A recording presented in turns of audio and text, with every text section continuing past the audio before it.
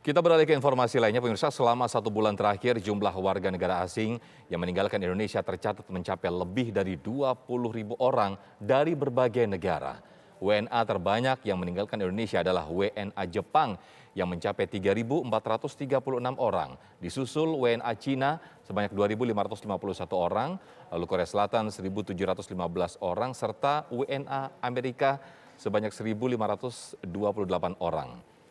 Kepulangan para WNA ini selain karena visa yang hampir habis, juga akibat lonjakan kasus COVID-19 di Indonesia.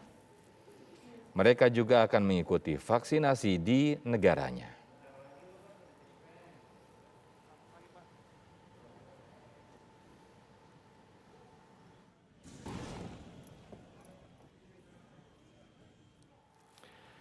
Ya, kepergian para warga negara asing dari Indonesia dipicu beberapa hal. Salah satu alasan utamanya adalah melonjaknya kasus infeksi COVID-19 di Indonesia.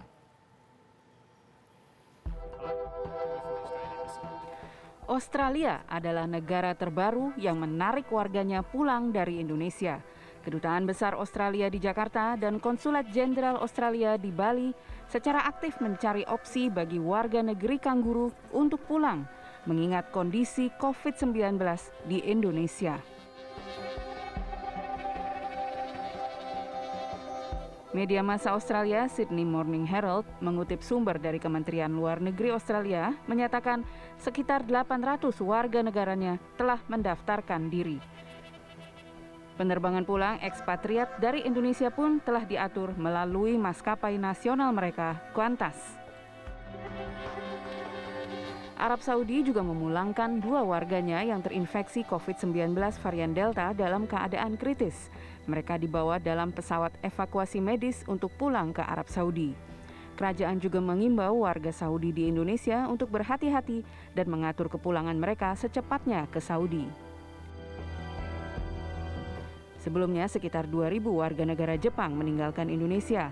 Kedubes Jepang menjelaskan mereka pulang untuk mengikuti program vaksinasi yang akan dimulai 1 Agustus mendatang. Juga tercatat ekspatriat Cina dan sejumlah warga negara lain meninggalkan Indonesia sejak awal Juli ini.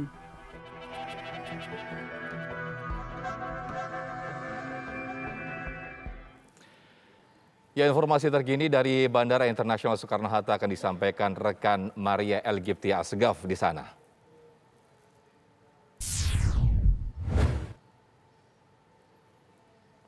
Silakan Maria. Ya, selamat siang Sofyan dan juga pemirsa. Betul, beberapa paket berita tadi yang disampaikan bahwa memang kalau kita lihat dari segi data yang kami dapatkan dari pihak imigrasi bandara, memang banyak warga negara asing yang kemudian berbondong-bondong meninggalkan Indonesia. Total dalam sebulan terakhir ada 20.720 warga negara asing yang meninggalkan Indonesia. Apakah angka ini wajar? Kalau kita lihat sebenarnya tidak, karena selama 2 bulan terakhir, selama bulan Juli misalnya, selama 1 bulan penuh, ada 23.000 lebih warga negara asing yang meninggalkan Indonesia. Kemudian pada bulan Juli ini, selama 1 bulan penuh, ada lebih dari 20.700-an warga negara asing yang bertolak dari Indonesia menuju ke berbagai negara.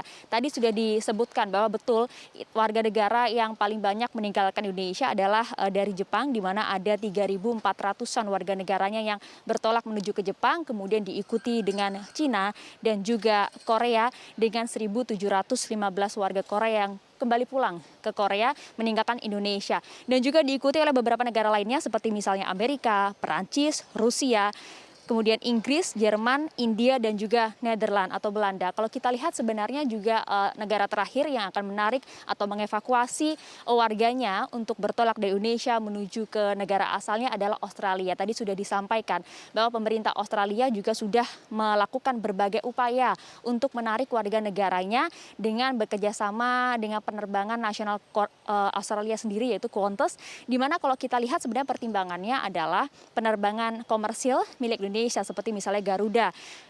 Diketahui bahwa biaya yang harus dibutuhkan dari Jakarta menuju ke Sydney ini pun melambung cukup tinggi, yaitu bahkan melebihi 12.000 US dollar. Sementara itu beberapa negara di sekitar Indonesia juga memiliki aturan-aturan lain, seperti misalnya di Singapura yang menolak para penumpang yang berasal dari Indonesia untuk transit di negaranya. Sehingga hal ini atau langkah upaya untuk mengevakuasi seluruh warga Australia dengan menggunakan penerbangan nasional milik Australia inilah yang akhirnya ditempuh, karena memang pihak pemerintah Australia sudah mengerahkan segala opsi untuk dapat mengevakuasi seluruh warganya yang berada di Indonesia.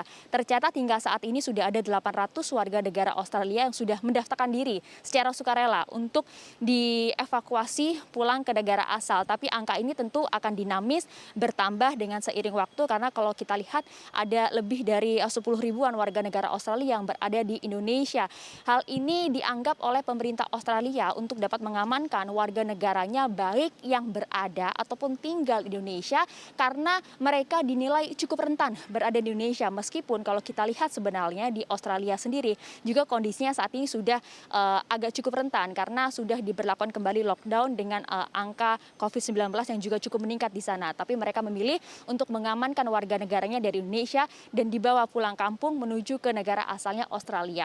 Dan beberapa negara lainnya sebenarnya juga sudah melakukan hal ini, seperti misalnya Jepang, kemudian Korea Selatan, dan juga Arab Saudi yang juga telah melakukan evakuasi terhadap sejumlah warga negaranya untuk meninggalkan Indonesia.